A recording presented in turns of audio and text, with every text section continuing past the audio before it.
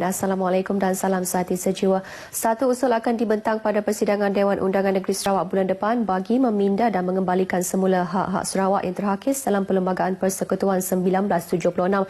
Ketua Menteri Tan Sri Adenan Satem memberitahu usul yang akan dibentangkan itu bagi mendapat sokongan daripada wakil-wakil rakyat dan kelulusan Dewan sebelum dikemukakan kepada Kerajaan Persekutuan untuk tindakan selanjutnya.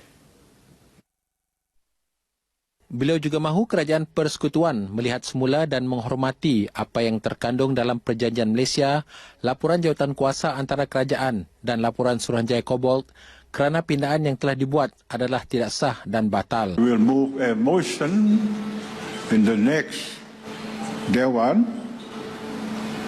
to say that the federal government must observe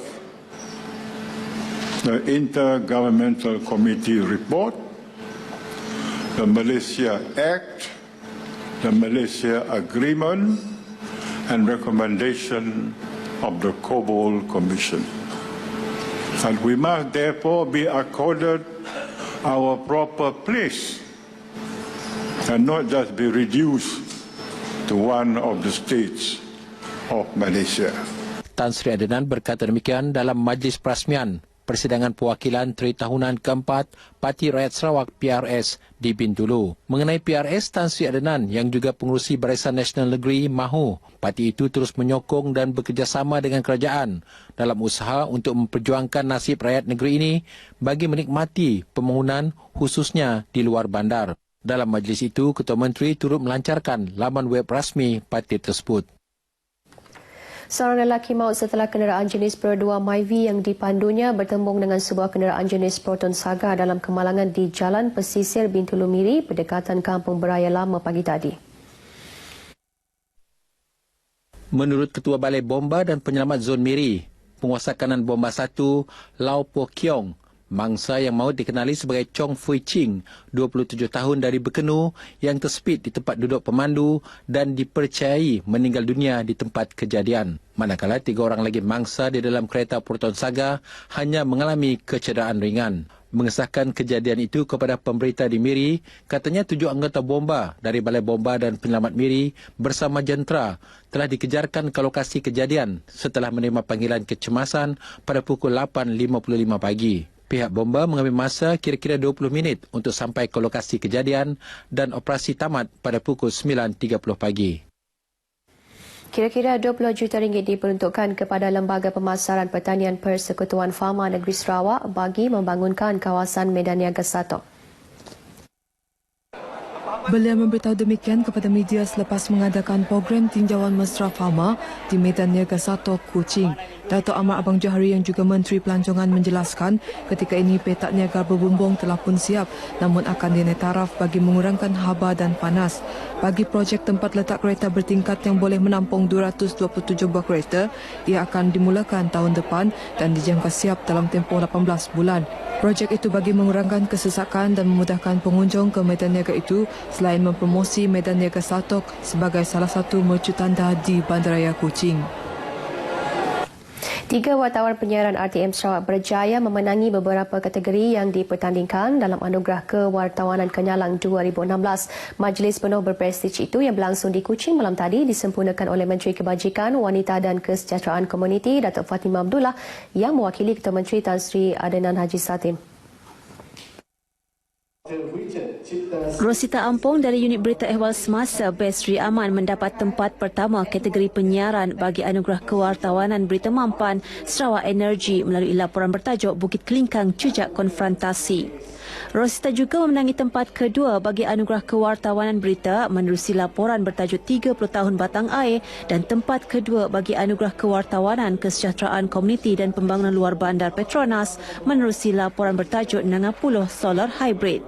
Sementara itu, Muhammad Syarikin Muhammad Bahrain dari Bes Kuching pula memenangi tempat ketiga bagi Anugerah Kewartawanan Kesejahteraan Komuniti dan Pembangunan Luar Bandar Petronas menerusi laporan bertajuk Sungai Pedawan. Seorang lagi wartawan penyiaran Bes Kuching, Firdaus Arashi Idris memenangi 2 hadiah merit iaitu bagi anugerah kewartawanan, perniagaan dan ekonomi menerusi laporan bertajuk Ali PUNB dan kategori penyiaran bagi anugerah berita sukan menerusi laporan bertajuk FAS Matan.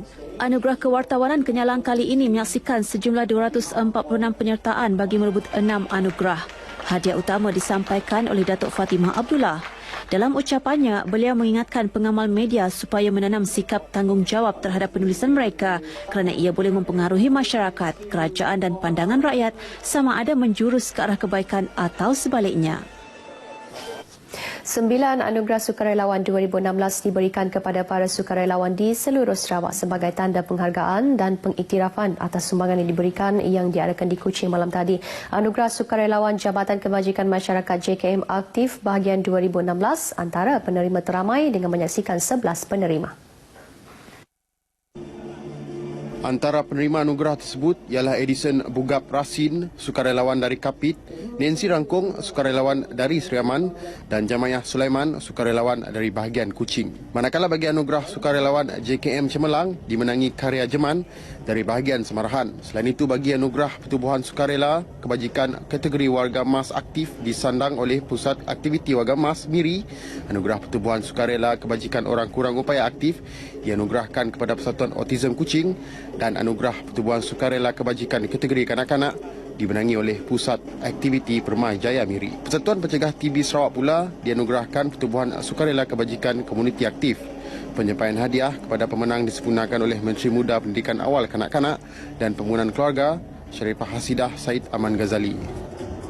Studi Rumah mencatatkan kes kanser payudara paling tinggi di negeri ini dengan 468 kes atau 61.3% daripada 699 kes dicatatkan dari 2007 hingga 2015. Menteri Kebajikan Wanita dan Kesejahteraan Masyarakat Datuk Fatimah Abdullah berkata penjawat awam wanita penyumbang kedua tertinggi dalam kes kanser payudara iaitu 93 kes atau 12.2%. Jelas beliau ia mungkin disumbang oleh beberapa faktor sama ada disebabkan kekurangan kesedaran atau perasaan malu untuk membuat pemeriksaan kesihatan terutama suri rumah. Penyakit kanser payudara jika dikesan awal mampu menyelamatkan nyawa dengan mendapatkan rawatan yang betul. Tambahnya dalam pembentangan bajet 2017, sejumlah 30 juta ringgit diperuntukkan untuk kaum hawa menjalani pemeriksaan mamogram dan mendapatkan suntikan imunisasi HPV secara percuma untuk mencegah kanser. Datuk Fatimah berucap dalam majlis Pink Walk and Ride bersempena Bulan Kesedaran Kanser Payudara di Perkarangan Dewan Undangan Negeri Lama, Kuching. Majlis dirasmikan oleh isteri yang di-Pertuan Negeri Tuan Puan Dato' Patinggi Hajah Ragat Kurdi Taib. Dalam program tersebut, Datuk Fatimah turut menyampaikan sumbangan berjumlah RM50,000 kepada Kumpulan Sokongan Kanser Payudara BCSG Sarawak. Baik, saudara, setakat ini dahulu sumbangan berita dari Sarawak untuk lintas langsung N5 petang ini dan untuk berita seterusnya kita kembali bersama Redwin di Angkasa Puri. Silakan.